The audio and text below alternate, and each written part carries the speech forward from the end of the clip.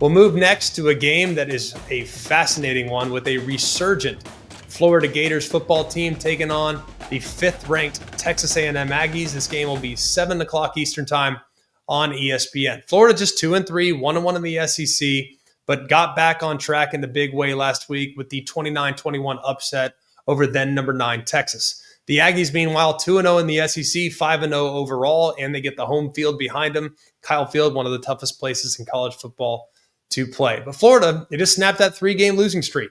And temporarily, they've quieted the speculation about Billy Napier and the job security and things like that. But Elko, so far at A&M, has been a well-oiled machine up to this point. The signal caller showdown here features DJ Lagway, who has been going through a bit of a roller coaster of a season. Through 5 games, the numbers are not remarkable. The 7 picks are what stand out the most. And prior to the Texas game, he looked pretty rusty. I mean, he had an off-season injury to his shoulder. He's had time spent in a walking boot with a calf injury, a lower body injury. But against the Longhorns, he was at his very best, maybe the best performance of his career. Threw for 289, a couple touchdowns, did have a pick. But this is a big breakthrough and kind of got us back to thinking about DJ Lagway in the way we thought we'd be thinking about DJ Lagway here in the early part of the season. He's the real deal when he's on his A game. And last week he was on his A game. Can it carry over? Marcel Reed on the other side. He was at times early in his career kind of a run-first quarterback, but he has really kind of shed that label to an extent and become really well-rounded and pretty efficient. He still has elite speed. He is constantly a threat in the open field to break you down with his legs. Through 5 games, thrown for over 1,250 yards, 11-3 touchdown to interception ratio. And he's the catalyst for the Aggie offense that right now is among the nation's elite in total yardage and efficiency.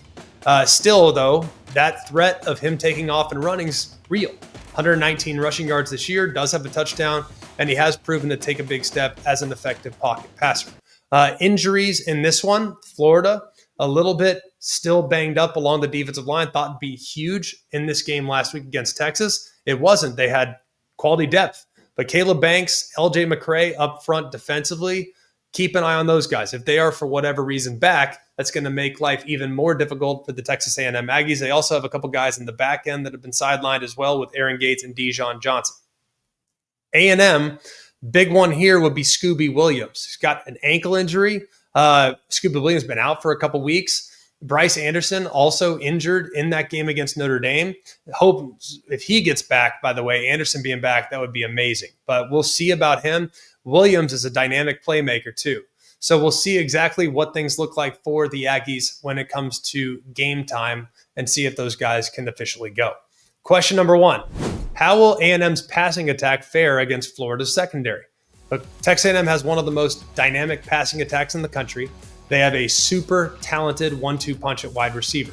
Mario Craver so far, 557 yards this year. He's probably been one of, if not the best receivers in the SEC. One of, if not the best receiver in the country from a production standpoint up to this point.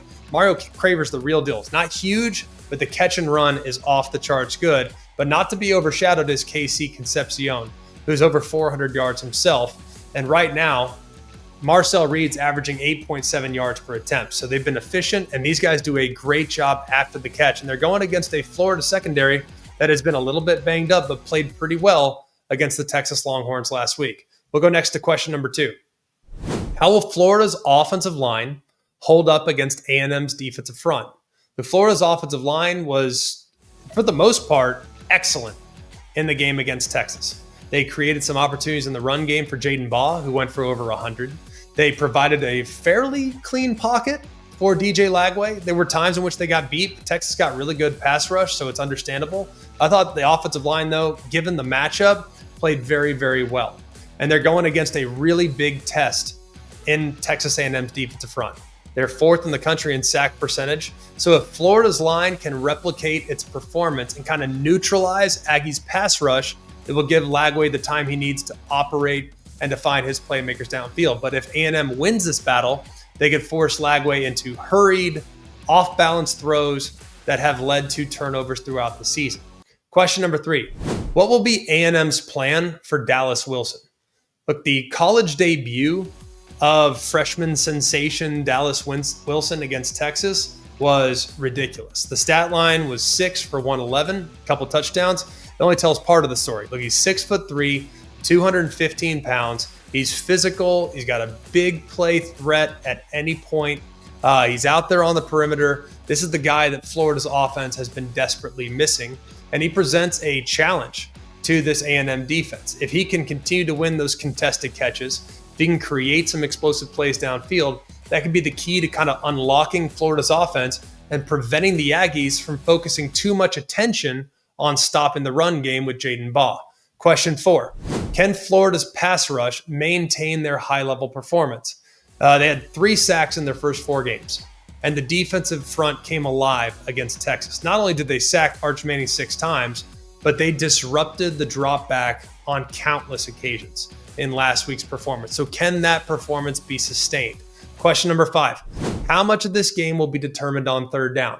If it is, it's a huge advantage in favor of both defenses because A&M's defense is one of the nation's best. Opponents right now are converting just over 22% of their attempts. That's top 5. Florida allows just under 32% conversions, which is top 30. However, both offenses have struggled so far on the money down. Florida's offense has been among the worst in the country in these situations, under 35% conversion rate at 112. A&M converts even less, they're 114. So whoever operates better on third down has a really good chance of winning the game. I take the points in this game. I think Florida kind of bloody Texas A&M's nose, but A&M will hold up better in the trenches than Texas did. Aggies win, Florida covers, in what I think will be a very physical football game there in Kyle Field.